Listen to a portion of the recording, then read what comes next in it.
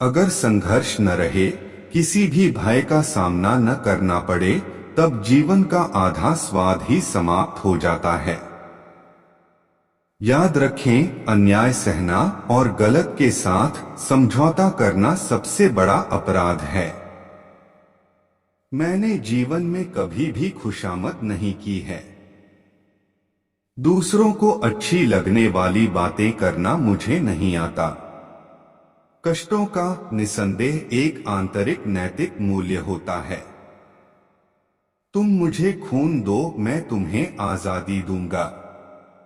व्यर्थ की बातों में समय खोना मुझे जरा भी अच्छा नहीं लगता। राष्ट्रवाद मानव जाति के उच्चतम आदर्श सत्य, शिव और सुंदर से प्रेरित है।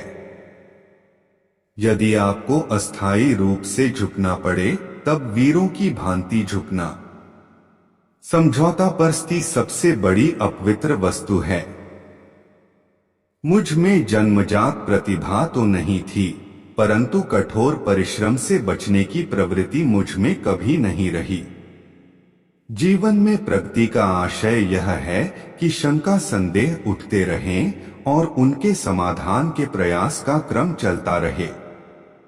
हम संघर्षों और उनके समाधानों द्वारा ही आगे बढ़ते हैं। श्रद्धा की कमी ही सारे कष्टों और दुखों की जड़ है।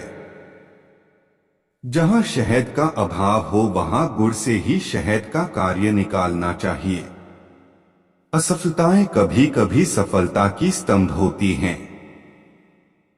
अपने कॉलेज जीवन की दहलीज पर खड़े होकर मुझे अनुभव हुआ कि जीवन का कोई अर्थ और उद्देश्य है। निसंदेह बचपन और युवावस्था में पवित्रता और संयम अति आवश्यक है। मैं जीवन की अनिश्चितता से जरा भी नहीं घबराता। भविष्य अब भी मेरे हाथ में है। चरित्र निर्माण ही छात्रों का मुख्य कर्तव्य है। मैं चाहता हूं चरित्र, ज्ञान और कार्य।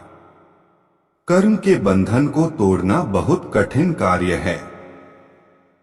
मैंने अपने छोटे से जीवन का बहुत सारा समय व्यर्थ में ही खो दिया है। माँ का प्यार सबसे गहरा होता है, स्वार्थ रहित होता है। इसको किसी भी प्रकार नापा नहीं जा सकता। केवल रक्त ही आजादी की कीमत चुका सकता है। शाश्वत नियम याद रखें, यदि आप कुछ पाना चाहते हैं तो आपको कुछ देना होगा। गुलाम लोगों के लिए आजादी की सेना में पहला सैनिक होने से बड़ा कोई गौरव, कोई सम्मान नहीं हो सकता है।